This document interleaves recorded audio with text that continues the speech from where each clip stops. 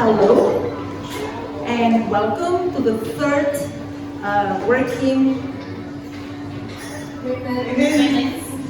Barcelona event. Yeah, networking event, just to see if you remember. Okay, I'd like to begin, and welcome. I'd like to begin by mentioning that it is through our organizations. There are four. One is Planet Venus, another one is Barcelona Expat, another one is Barcelona Metropolitan, and the last one is Female Changemakers. And through these four organizations, what we try to do, and I hope we succeed, is we devote our effort and our time to connect and also to make the possibility for women to be visible, to be seen, okay? And I would like to say, and begin because I don't remember everything I prepared, so you have to forgive you about that. Today is not my day. I was not feeling that well, but I will put something together. Okay. Josie. Yeah. Our main aim when we thought about having these monthly events, so we thought not only about the possibility of providing a space for women to meet other women, those women who are not only interesting but also like-minded, and we thought as well that by being together, being like in this kind of some people say sorority, okay? But by being together, we could also do something else, and this is to have a selection of speakers, selection of topics, and a selection of questions. Why? To actually give some kind of added value to the events.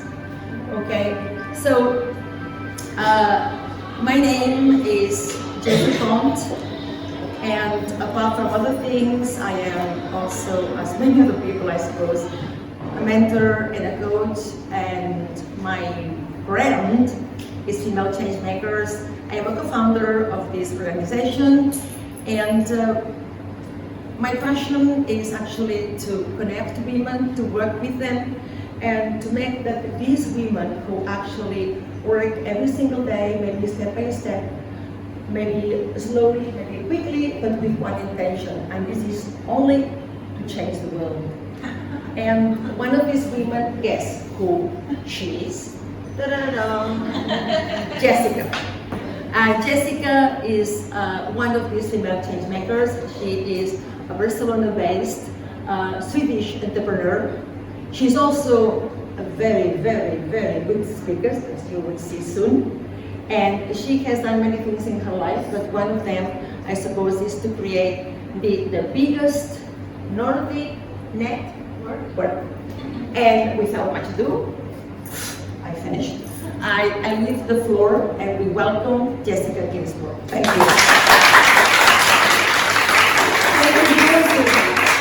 What a presentation. I manage. And so lovely ladies here tonight. Thank you for coming here. And one man. We have one man, Matt. Wow. You should also have Well, I would like to ask you, what is the difference between a female entrepreneur and an entrepreneur? The vagina. That's a good answer. Because it's really like always trigger and irritating me. We don't say male entrepreneur.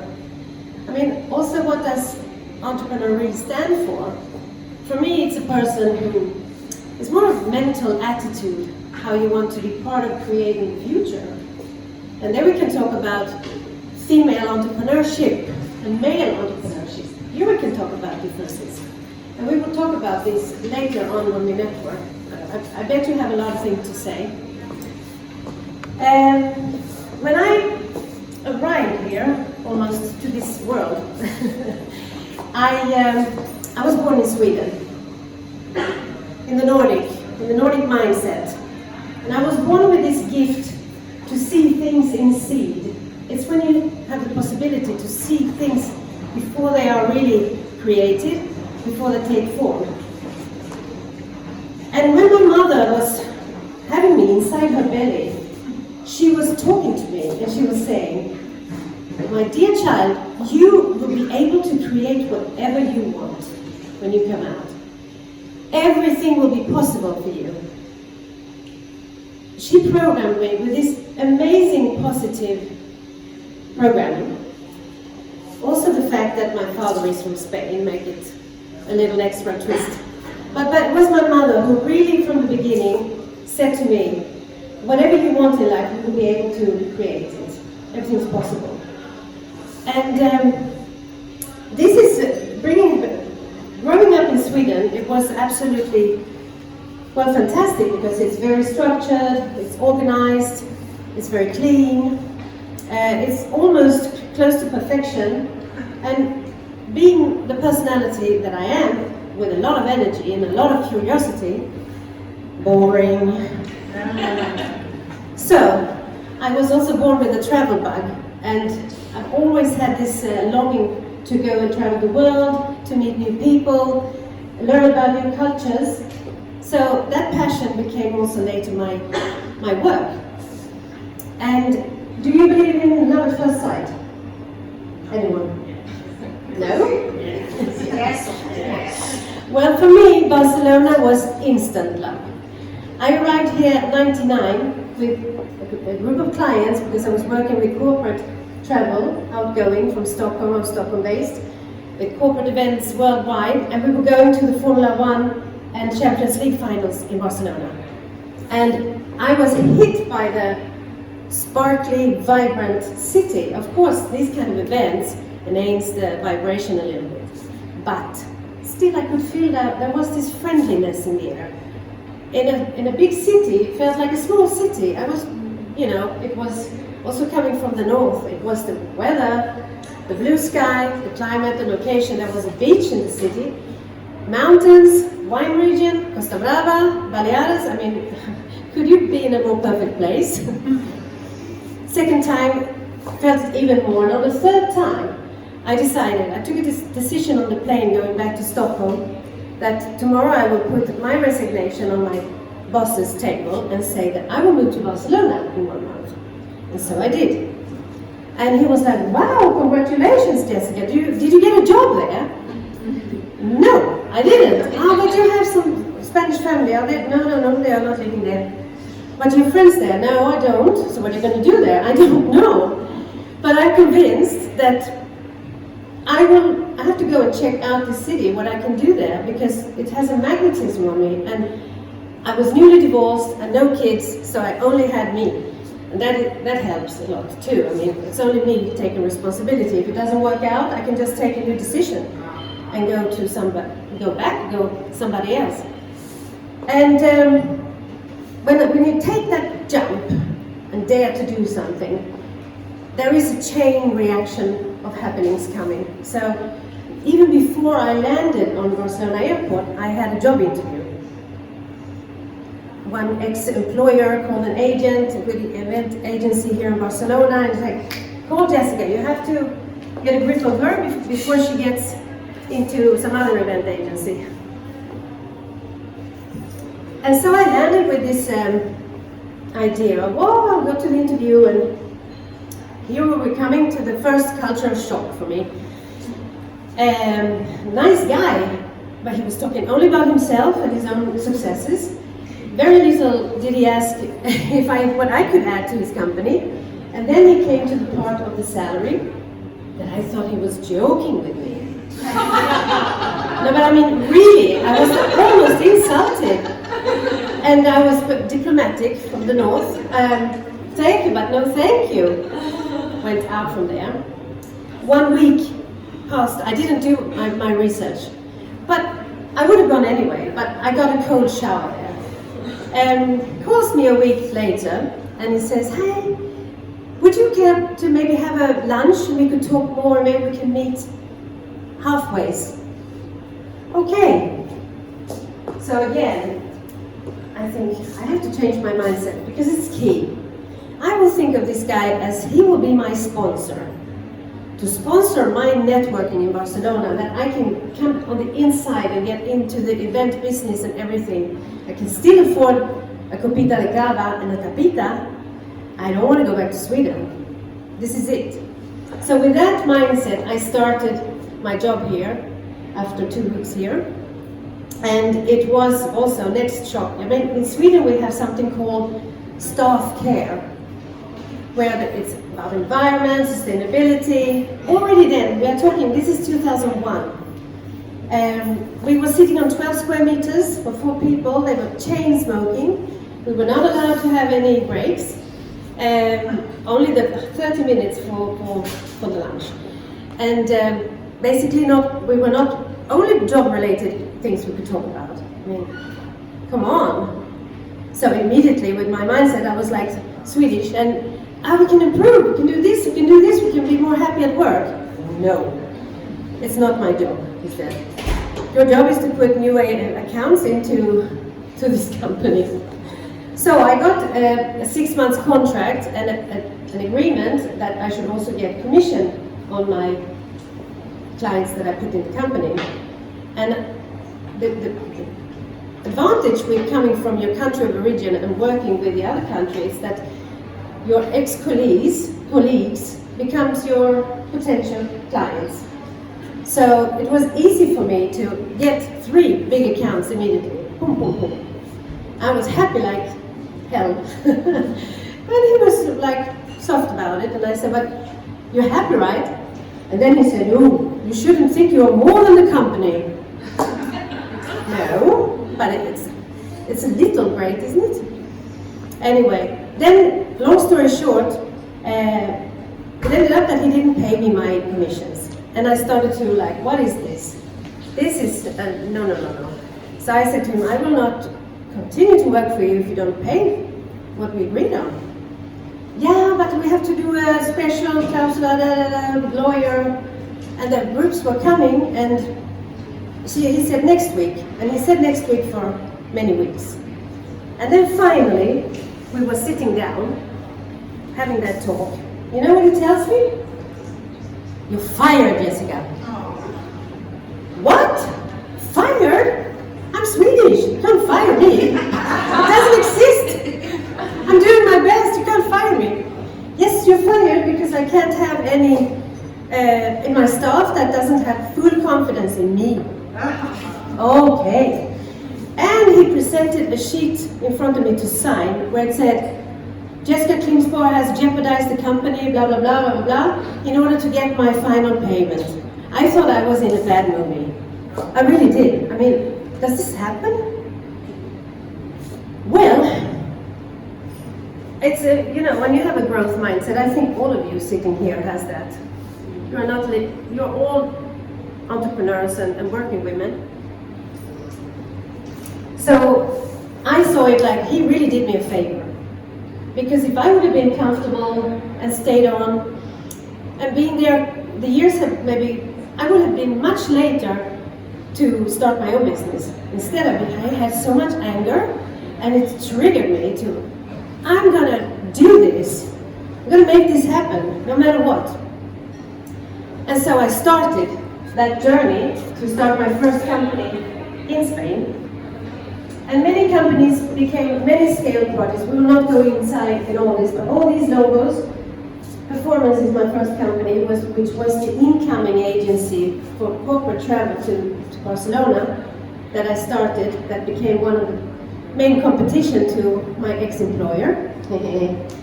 And he later tried to convince me to go back to him without any excuse from the first experience. That is also the thing of the mindset gap between the Nordics and Barcelona, I must say. But as an entrepreneur, you're always seeing possibilities everywhere.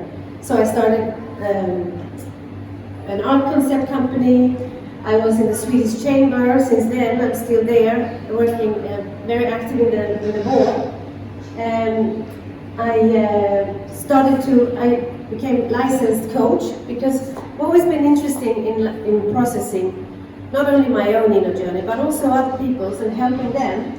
I was not working actively as a coach full-time, but I had a couple of managers, C-level, that I had a long commitment coaching with, like high integrity coaching, which was really benefiting to my own day-to-day life. Other people, it's the thing, the persons. That's what I keep on. and to create things and make it happen.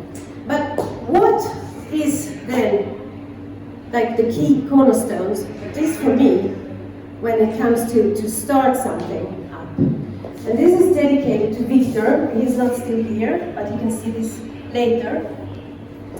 In my case, you have to have a lot of guts.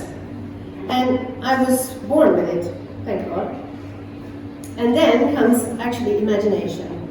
Albert Einstein said that knowledge is more limited than imagination. Imagination embraces all the world and beyond it. That knowledge is more limited. And that's why I'm crazy enough to think about things I could do and think that I can do them. And many times it's lucky that I didn't know what it should be demanded of me, because maybe then I would have not done it. And of course, consistency. Consistency, repetition, bam, bam, bam. Many people have asked me, what is your success recipe? Well, it's not glamorous at all. It's work, hard work. You have to work, and then you have to work a little more, and then after that you have to work. Going on. But too much of anything is not good. Not even moderation. So I was going on like a machine, and it was like a snowball avalanche, was just moving, moving, moving. And I started to lose energy. I have a lot of it, but I started to lose energy, and I was thinking, something's wrong with me, something's wrong with me. But we are women with very high pain level, and we get used to things, and we are strong. And one of my greatest assets is my strong motor. And it also can be your biggest enemy, because I didn't listen to my body. I was going on. And this is very dangerous. So I went to 3 doctors. They all sent me home. I was 42 at the time. They all sent me home and said, oh, we can give you antidepressant. But I'm not depressed. I just feel that there's something wrong in my body. The 4th doctor finally went to the really bottom of things. Boom. And it hit me like I had cancer. A big tumor, maligno, in the colon. And it was too big for my age. So they have like not even taken it into consideration before. So then I was diagnosed with this, and I said, can you fix it, you think?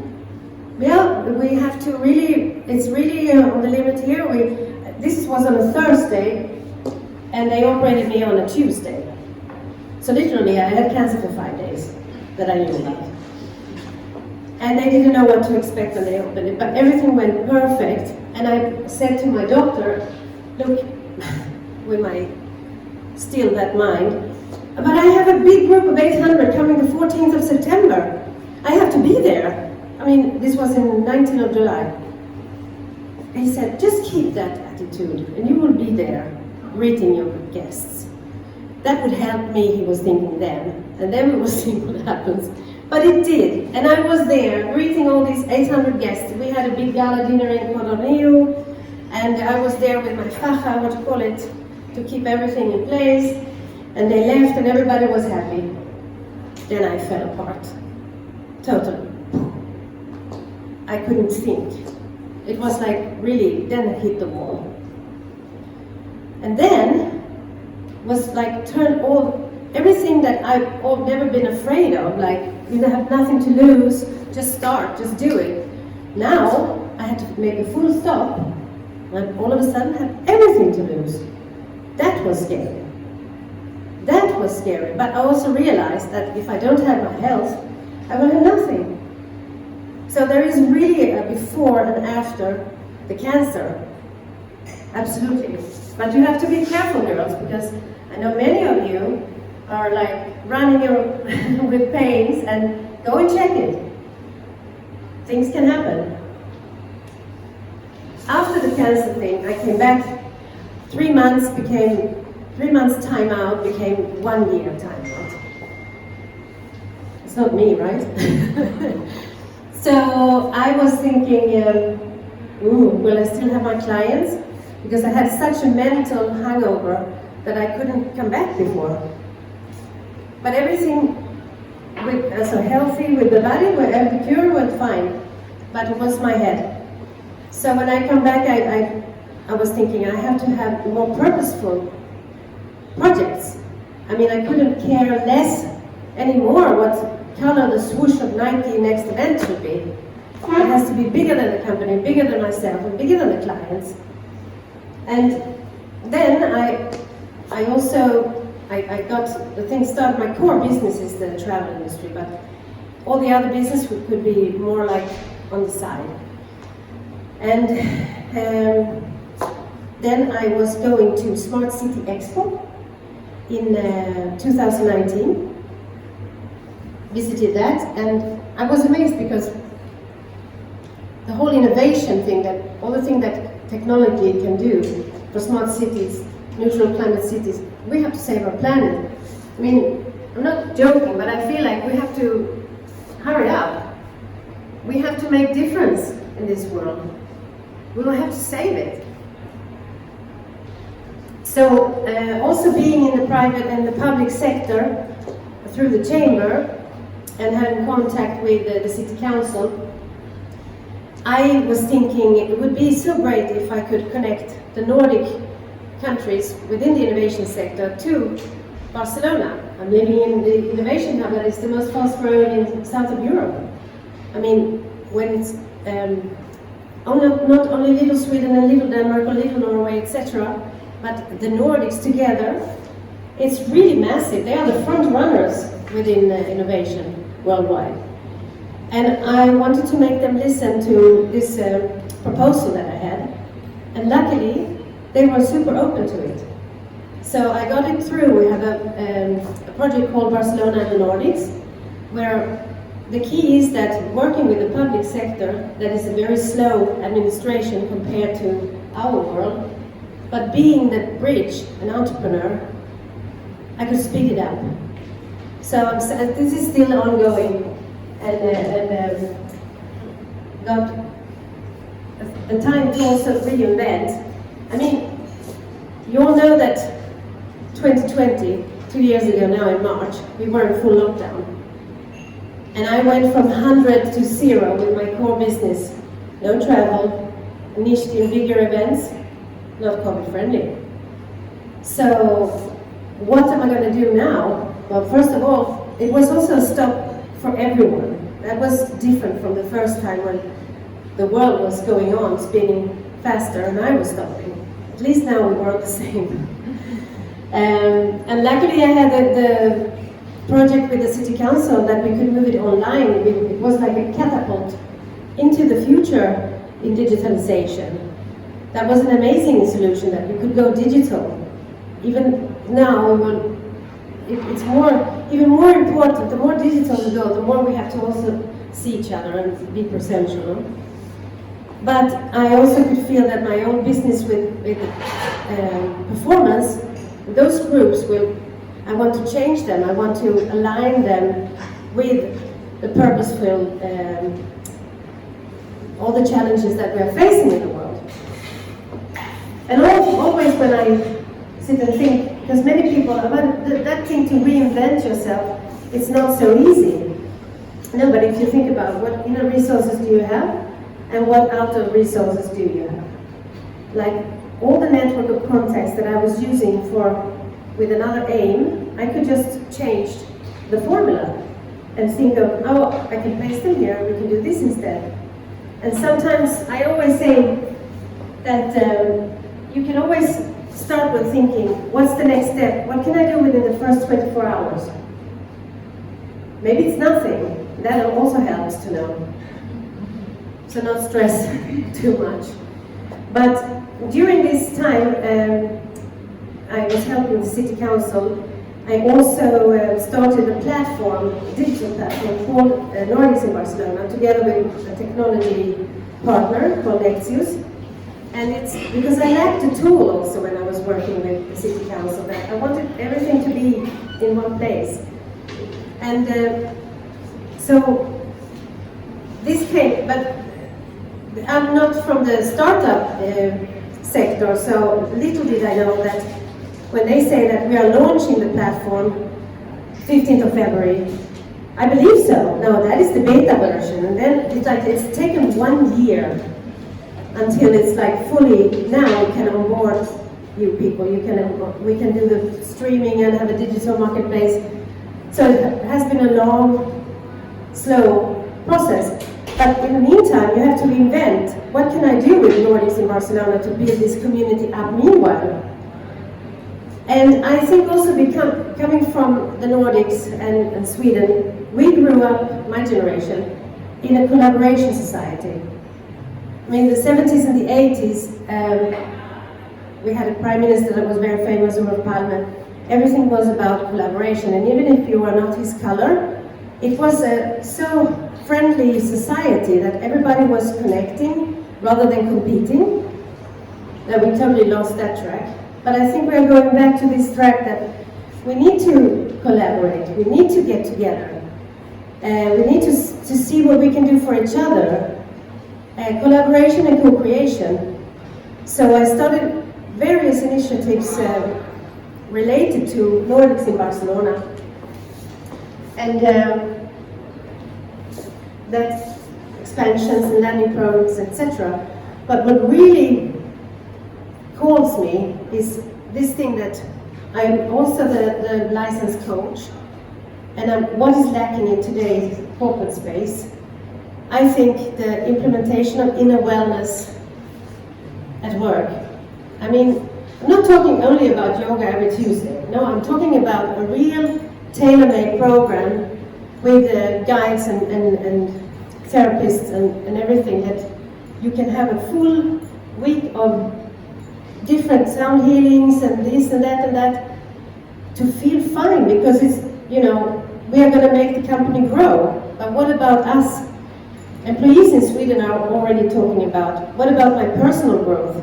They don't want a company car anymore. They don't want a free gym card. They want something that makes them grow really deep inside.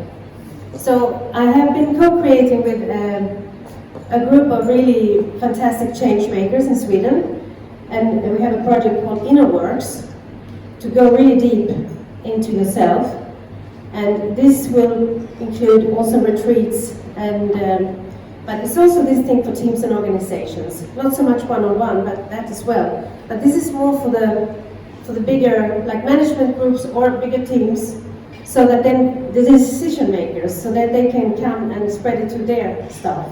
There is where we can make some difference, I think. This was the slide that I wanted to put when it was collaboration. I forgot myself. But I mean, this symbolizes, I think, all of us here tonight. I think that if we talk with each other, I'm so convinced that we will have a million of things that we could do together and maybe help each other up. Now in difficult times after COVID, I mean, I'm still struggling. It sounds like easy. It's not easy. And I think that it's better that we open up and say how it is. We don't have to, it's not the ego anymore. I think we have to create from spirit, not so much ego. That is, I think, what we have to do. And I want to finish with this slide, because I think that it's really about time that the world understands that the future will be female and that they have to fund it. Agree? Agree.